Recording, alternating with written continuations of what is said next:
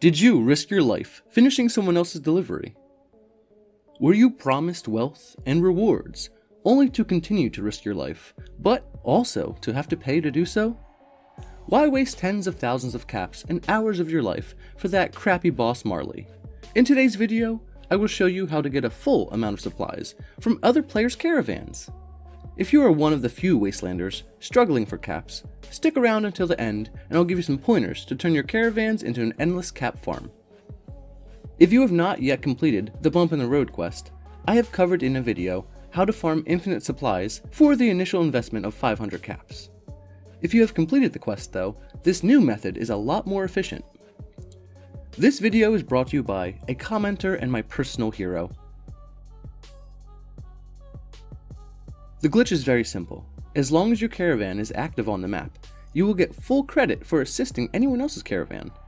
I know, this sounds too good to be true, but this is Bethesda coding after all. Normally, a caravan would take about 5 to 10 minutes, leaving you a very short window to gather all those supplies. Thankfully, Bethesda has given us a way to infinitely have our caravans run around the map for 30 minutes straight. The best way that I have found to trigger this infinite loop would be to hurry your Brahmin as much as possible. Many players are under the misunderstanding that hurrying your caravan will actually make it complete faster.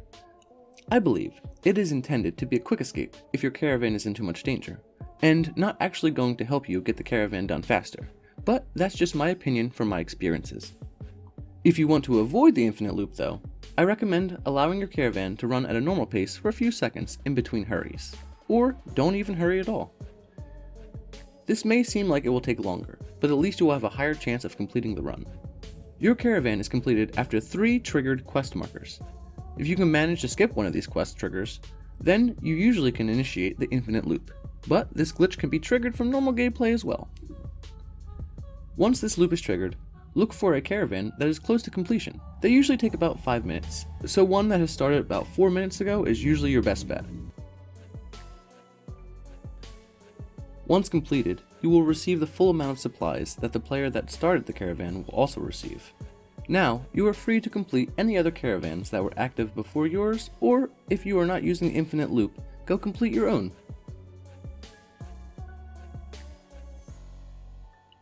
Of course, if you intend to use the infinite loop, it is best to start with the lowest tier caravan to save as many caps as possible, as these caravans cost around 100 caps maximum, compared to their 1000 cap tier 3 counterparts. To maximize the efficiency, a good plan would be to have a few players join a private server, then having as many as possible start their own caravans. Something that I misunderstood was that your Brahmin will actually wait for quite some time before starting its adventure, as long as no players have shown up to the event yet. This will give you a good window of time to start and proceed mostly through the other caravans. Then simply just repeatedly complete caravans in rotation, making sure that all players have an active caravan to get full supplies. Another strategy that I've seen is making a camp next to one of the deposit boxes, and then AFKing to get credit for other people's events. I do not recommend this though, as it's unreliable and just downright lazy. My favorite part is when 2 caravans meet up and travel together, getting 2 birds with 1 stone done. Honestly, Bethesda should work on making that more of a feature, allowing anyone starting a new caravan to just join an existing one with their Brahmin, so the whole server can caravan together. So, let's summarize this step by step. First, start a low-level caravan on a populated server. Secondly, help others complete their caravan while your caravan is active to get full credit.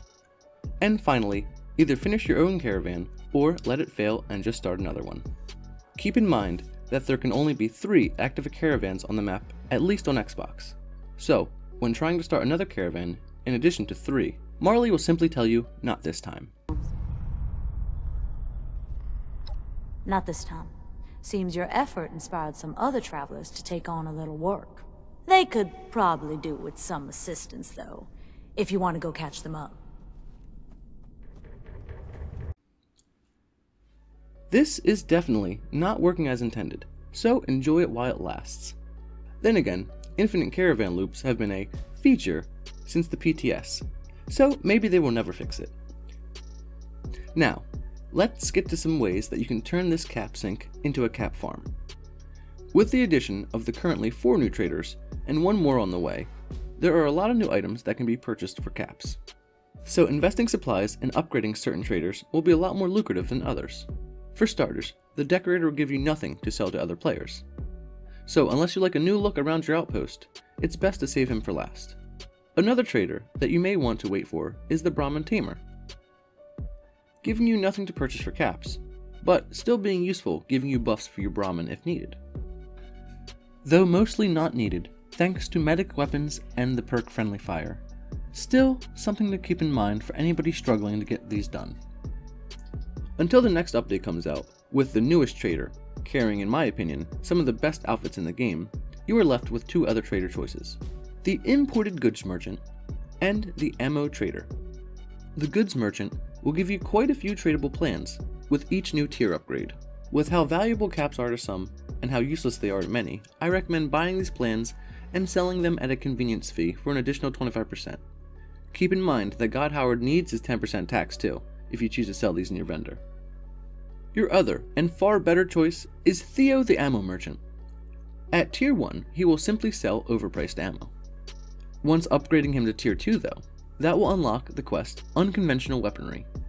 Completing this quest will allow you to craft the V63 Carbine, a new and surprisingly powerful assault rifle. Many players wanting to avoid the hassle of doing caravans will happily pay 5,000 or more caps just to get their hands on one of these weapons.